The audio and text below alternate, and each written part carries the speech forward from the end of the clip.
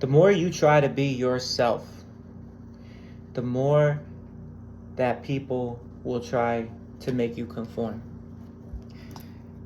When you live your authentic truth and you live true to who you are, you will have people that will support you.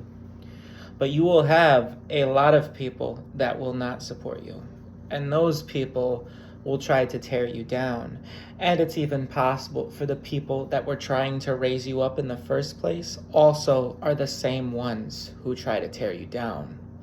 And the reason why is because deep down, they may be thinking, oh, I want to bring him back down. I never really thought him or her or whatever would be in a position to actually get better. Like sort of a like, oh, like, I hope you feel better with their like fingers crossed.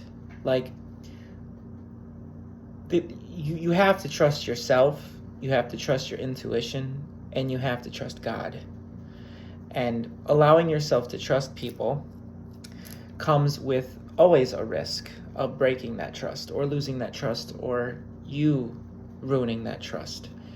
Trust is very sacred, and there are many things that are predicated on developing trust, such as consistency, reliability, understanding, empathy, and patience. Those are all fundamental principles that go into being able to count on somebody. Loyalty is an incredibly rare commodity, true loyalty. Falling and having a hand to pick you up. Sometimes this does occur in families and in dynamics.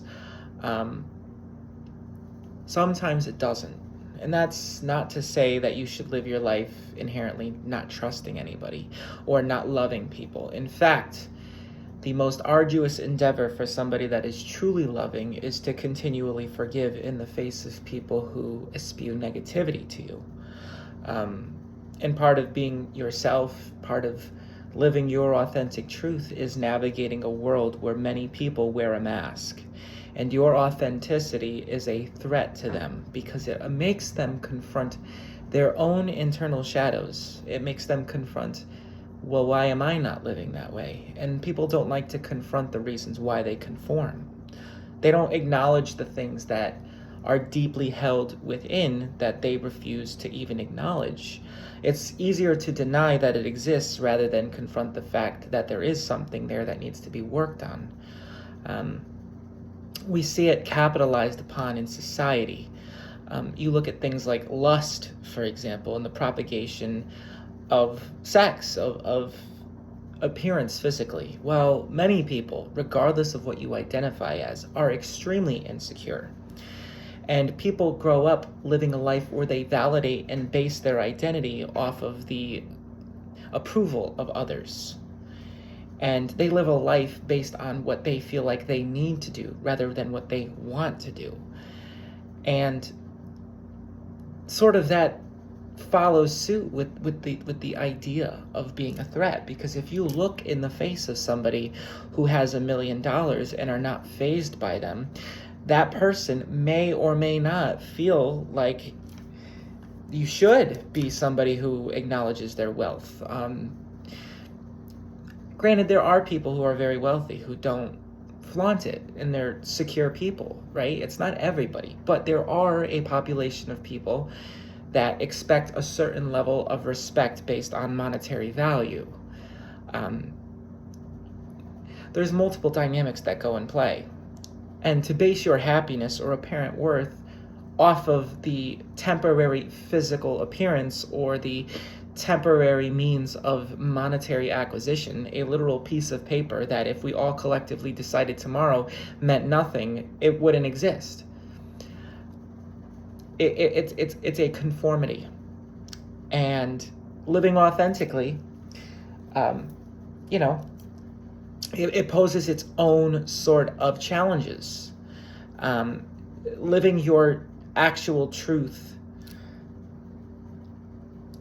is painful at times in the face of others, while there is a different level of pain for being aware enough to realize that what you are doing and the mask you are wearing, you can't recognize your reflection. You don't know who you are. You can become numb to the fact that you don't even know who you are, or try to numb yourself for that, or push through it, white knuckle it till you die. You know, people who are blissfully ignorant and not even aware that they don't know who they are, have a life predicated on the idea of like, this is just what I do, and this is just who I am. Like, I don't even understand why I like the things I like or don't like the things I don't like, or why I'm afraid of certain things. They just don't assess any of that, because it's scary. It's exhausting sometimes to confront your shadows and to confront who you are. And a lot of that requires solitude, not isolation, but solitude, purposeful time by yourself to be with yourself and understand, like, what am I doing? Who am I? I think it's important to understand who you are, and where you are. I mean, if you look at Socrates, before he drank poison because he was being persecuted for trying to get people to think, literally said the unexamined life is not worth living. I believe that authenticity and truth are the gateways for actual development of trusting relationships. Like, you have to be able to be yourself, not only with yourself, but with other people.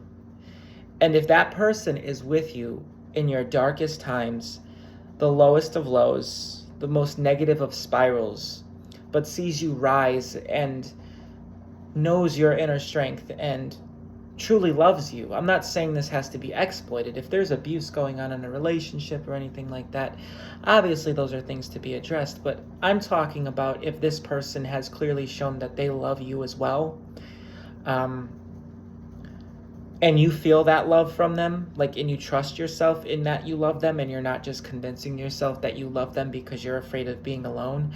Like, that requires an understanding of what love is, which is an incredibly complicated thing as well, because as aforementioned with the physical appearance, there's a big difference between lust and love, and some of the most attractive people that you will see on the face of the earth are incredibly ugly on the inside, and it sort of goes with the territory.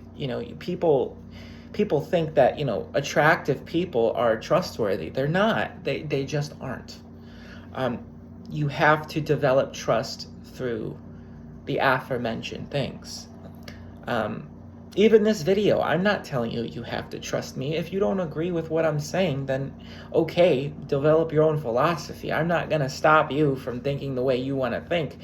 And don't take my words as a threat that you should think the way I think. I just am making this video because I would imagine and surmise that there are people that exist on this planet right now that have a lot of the premonitions I do. Or if they don't, they're open to hearing them. I don't know. You're your own person and you can think whatever you want.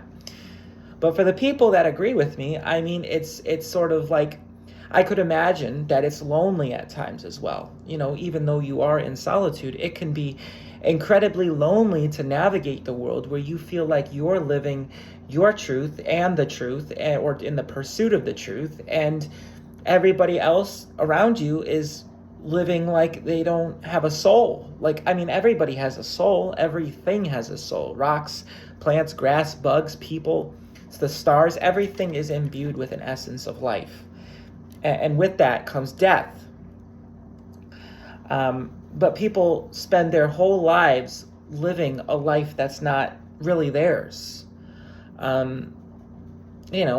diem, right? You gotta live your day every day as if you would die. If you knew you were going to end up in a deathbed at the end of the night and pass away, go to sleep and never wake up again, if you had one full day, right? Like, how would you want to live it?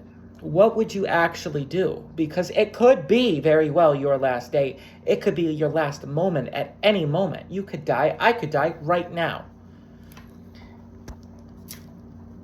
you have to live it. Live it. If you cry, if you laugh, and if you think in a day, you are living. You are feeling things. You exist. You embrace the hard times because they help build you and build your strength in yourself and your trust in yourself to make the decisions that you need to make to live your truth. Do not listen to what other people tell you to do. You need to do what you need to do to live your authentic truth in life. But do it with love for other people. Don't do it in spite of people. Don't get angry that the world does not understand you. Like I said, it's exhausting to live a life of love. You have to live your truth. You have to love others despite them not understanding you or who you are. Take care, and I'll talk more later.